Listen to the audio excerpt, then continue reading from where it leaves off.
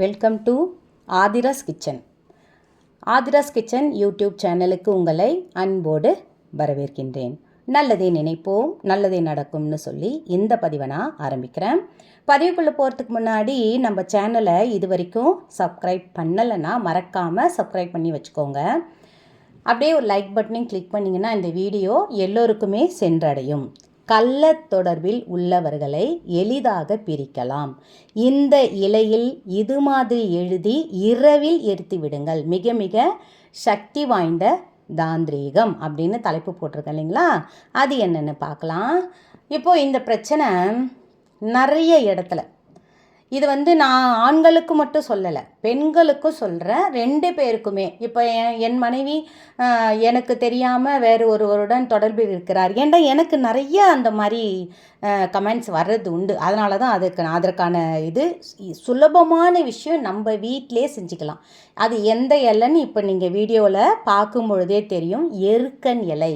இது வெள்ளை எருக்கன் இலை தான் கிடைக்கணும்னு அவசியம் கிடையாது. இந்த கலரில் இந்த நம்ம விநாயகருக்கு மாலையாக போடுவோம் இல்லைங்களா, அந்த சாதா எருக்கன் இலையாக இருந்தால் கூட பரவாயில்லை.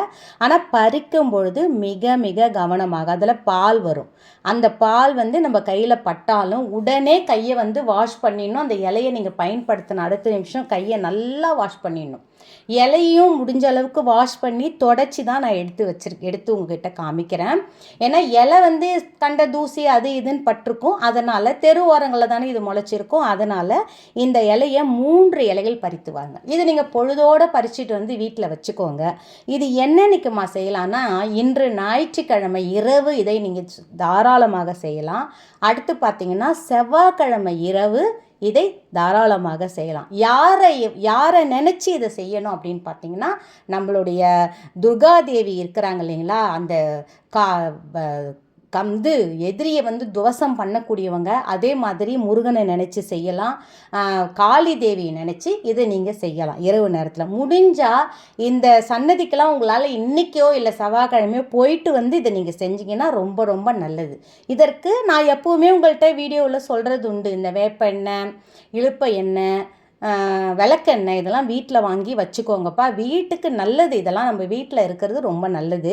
அதுலேயே அப்படியே அந்த செடி கூடயே ஒரு பூ, நிறைய பூ இருந்தது. ஆனால் ஒரு கொத்து பூவை நான் பறிச்சுட்டு அந்த பூவையும் நான் இங்கே வைக்கிறேன் உங்களுக்கு. ஏன்னா இந்த மாலை இன்றைக்கி சங்கடகர சதுர்த்தி, அதுவுமா நான் இந்த வீடியோ உங்களுக்கு வெளியிடுறேன்.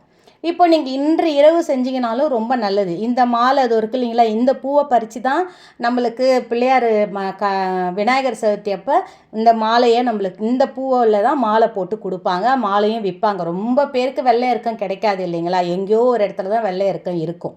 அதனால நீங்கள் சாதாரண இந்த எருக்கம் செடியே இது எடுத்து, ஆனால் மனசு முழுவதும் உங்களால் எந்த அளவுக்கு வேதனை. அடுத்தது என்னன்னு பார்த்தீங்கன்னா வேப்பங்குச்சி.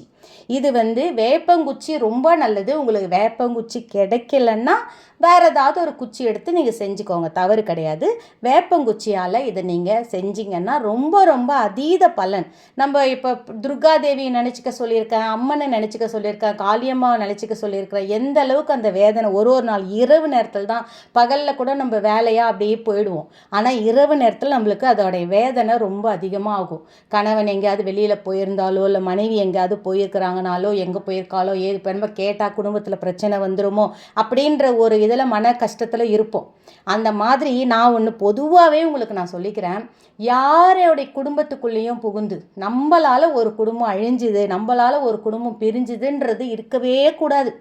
அவங்க மனைவிக்கு தெரியாமல் கணவன்கிட்டயோ, கணவனுக்கு தெரியாமல் மனைவிக்கிட்டேயோ பேசி அந்த குடும்பத்தை பிரிக்க நினைக்கிறது, சொத்துக்காக பிரிக்க நினைக்க. சரி, இப்போ அதில் எதிரியோட இப்போ அந்த யார் உறவில் இருக்கிறாங்கன்னு உங்களுக்கு தெரியுதுன்னு வச்சுக்கோங்களேன். அவங்களோட பெயர், பெண் பெயராக இருந்தால் அந்த பொம்பளையோட பெயர் எழுதலாம் பெண்களோட. அப்படி இல்லைன்னா ஆண்களாக இருந்தால் ஆண்களோட பெயரை அதில் நீங்கள் எழுதலாம். இது நீங்கள் பொதுவாக எங்கே உட்காந்து செய்யலாம் அப்படின்னு பார்த்தீங்கன்னா, மொட்டை மாடியில் செய்யலாம், இல்லை தெருவில் வாசல் நம்ம ரோடு இருக்கீங்களா அங்கே செய்யலாம், பால்கனியில் செய்யலாம், பாத்ரூமில் தாராளமாக செய்யலாம். ஏன்னா யாருக்கும் தெரியாமல் இதை நான் செய்யணும்னு நினைக்கிறேம்மா, ஏன்னா ரொம்ப மனவேதனை அடைகிறேன். இதை நீங்கள் முடிஞ்ச அளவுக்கு துர்காதேவிக்கு செவ்வாய்க்கிழமையில் போயிட்டு எலுமிச்சம்பழ தீபம் ஏற்றி விட்டு வாருங்க. எப்பேற்பட்ட துரோகியாக இருந்தாலும், எப்பேற்பட்ட எதிரிகளாக இருந்தாலும் உங்கள் குடும்பத்துலேருந்து ஓடிடுவாங்க அவங்க. பிரிஞ்சு போயிடுவாங்க. இதை செய்கிறதோட இல்லாமல் இந்த இலை செய்கிறது சில பேர் நினைப்பீங்க, இது நீங்கள் தாந்திரிகம்னு போட்டிருக்கீங்களம்மா, தாந்திரிகம் என்பது வீட்டில் நம்ம செய்யலாமான்னு. இது ஏன்னா நிறைய நான் அந்த ஆதிராஸ் கிச்சன் சேனல் வச்சுருக்கு இல்லைங்களா, அந்த சேனலில் நிறைய பேர் இது கேட்குறது உண்டு என்கிட்ட. இதில் தவறே கிடையாது. நம்ம யாருக்கும் ஒன்றும் செய்வினை செய்யலை, யாருக்கும் ஒன்றும் நம்ம தீவினை பண்ணலை. நம்ம குடும்பம் நல்லா இருக்கணும்னு நினச்சி நம்ம நல்லது நினச்சி தான் நல்லது செய்கிறோம். நம்ம நல்லதே நினைத்தால் நல்லதே நடக்கும். இப்போ இந்த இலையில் நம்ம அந்த எதிரியோட பேரை வேப்ப எண்ணெயால் வேப்பங்குச்சால் எழுதிட்டோம். அது மேலே கற்பூரம், நான் என்கிட்ட இந்த வில்ல கற்பூரம் தான் இருக்குது, அதனால் இதை வச்சு காட்டுறேன். உங்ககிட்ட பெரிய கற்பூரமாக கட்டி கற்பூரம் இருந்துச்சுன்னா அது மேலே வச்சு இதை நீங்கள் எங்கே வச்சதானே சொன்னேன், எந்த இடத்துல வேணாலும் எரிக்கலாம். இதை தான் பாத்ரூமில் எரிக்கலாம், மொட்டை மாடியில் எரிக்கலாம், பால்கனியில் எரிக்கலாம், தோட்டத்து பக்கம் இடம் இருந்தால் தோட்டத்தில் எரிக்கலாம். யார் கண்ணுக்கும் தெரியாமல் செய்கிறது இது ரொம்ப ரொம்ப நல்லதுப்பா. இதை செஞ்சுட்டு அதுக்கப்புறம் இதை என்னமா பண்ணணும் அப்படின்னு 3 இலையிலையும் எதிரியோட பெயர் எழுதணும். ஒரு இலையில எழுதுறதோட 3 இலையில எழுதி 3 கற்பூரம் வச்சு ஏற்றுறதுல அதீத பலன் உங்களுக்கு உண்டு. இது ரொம்ப ரொம்ப நம்பிக்கையாக அதை நீங்கள் செய்யும் பொழுது கட்டாயம் அந்த பிரிவு என்பது, கள்ள தொடர்பு என்பது நமக்கு தெரியாமல் சில பேர் என்ன பண்ணுவாங்க, சொத்தையே போய் கொடுத்துட்டு வந்து நிற்பாங்க.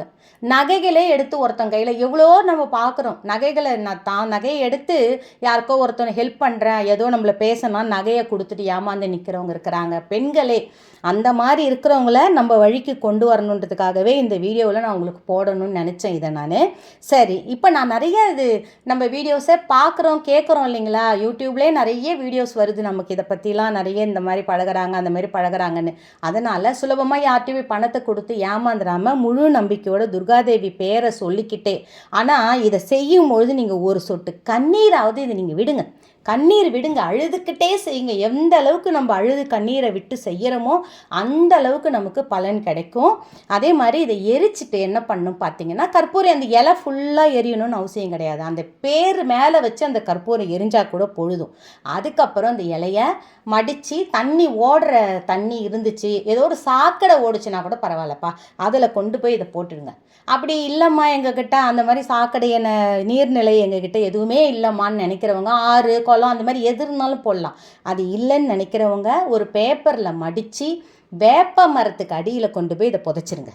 ஏன்னா பூமியில் புதைச்சிட்டாலே அதோடைய வீரியம் அதிகமாக இருக்கும்னு சொல்லுவாங்க. இதை நீங்கள் பண்ணிவிட்டு கை கால்லாம் அலம்பிட்டு வந்து படுங்க, ரொம்ப நிம்மதியான உறக்கம் வரும். ஏன்னா நம்ம இது ஒரு நம்பிக்கையோடு அந்த துர்காதேவியை நினச்சி செவ்வாய்க்கிழமை இரவு செய்யுங்கள், இல்லை ஞாயிற்றுக்கிழமை இரவு செய்யுங்கள். காளிதேவி சன்னதிக்கு போயிட்டு வாங்க, அவங்கள பிரித்து எடுத்துருவாங்க. இது நான் பெண்களுக்காகவும் சொல்கிறேன், ஆண்களுக்காகவும் சொல்கிறேன், 2 பேருக்குமே நான் சொல்கிறேன். சப்போஸ் நம்ம பிள்ளைங்க கூட நம்ம சொல் பேச்சு கேட்காம இதை மாதிரி பண்ணுவாங்க இல்லையா, அந்த மாதிரி விஷயத்துக்கு கூட இதை நீங்கள் பயன்படுத்தலாம். இதை செஞ்சு உங்கள் குடும்பம் நல்ல மகிழ்ச்சியோடும் நிம்மதியோடும் நல்லா இருக்கணும்னு நான் கேட்டுக்கிட்டு இந்த பதிவை நான் நிறைவு செய்கிறேன். இன்னொரு பதிவோடு உங்களை நான் மீட் பண்ணுறேன்.